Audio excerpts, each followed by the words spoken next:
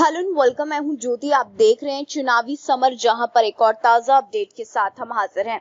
दिल्ली में करीब 200 किसान करेंगे जंतर मंतर पर प्रदर्शन। संसद के मानसून सत्र के दौरान सदन में सरकार को कई मुद्दों पर विरोध का सामना करना पड़ रहा है और अब इसी कड़ी में सरकार की मुसीबत थोड़ी और बढ़ सकती है।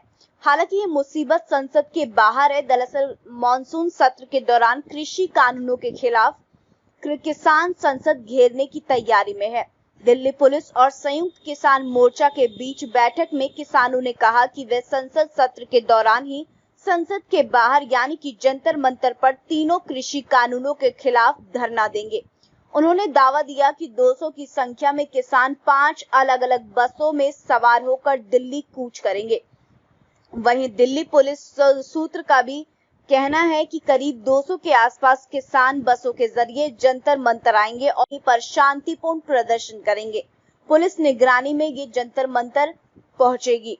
वैसे बीते साल नवंबर महीने से ही दिल्ली की सीमाओं पर प्रदर्शन कर रहे पर किसानों ने अब ऐलान किया है कि 22 जुलाई से हर दिन जंतर मंतर पर किसान संसद का आयोजन करेंगे। किसान नेताओं ने बताया कि 22 जुलाई से हर दिन 200 किसान प्रदर्शनकारी जंतर मंतर जाएंगे और ये प्रक्रिया संसद के मानसून सत्र खत्म होने तक जारी रहेगी।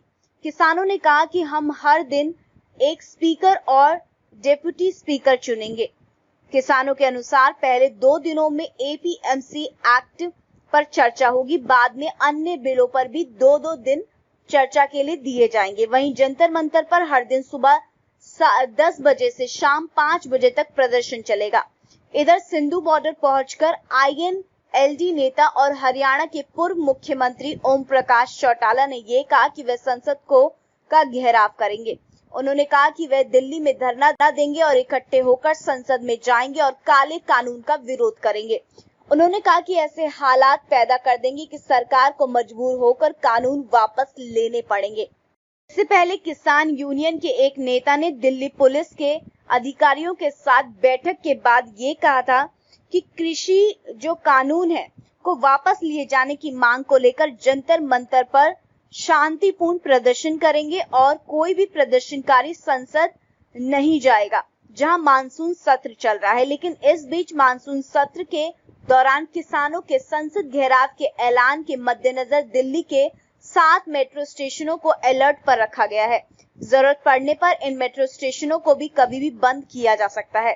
इस संबंध में दिल्ली मेट्रो पुलिस की ओर से डीएमआरसी को एक पत्र लिखा गया है।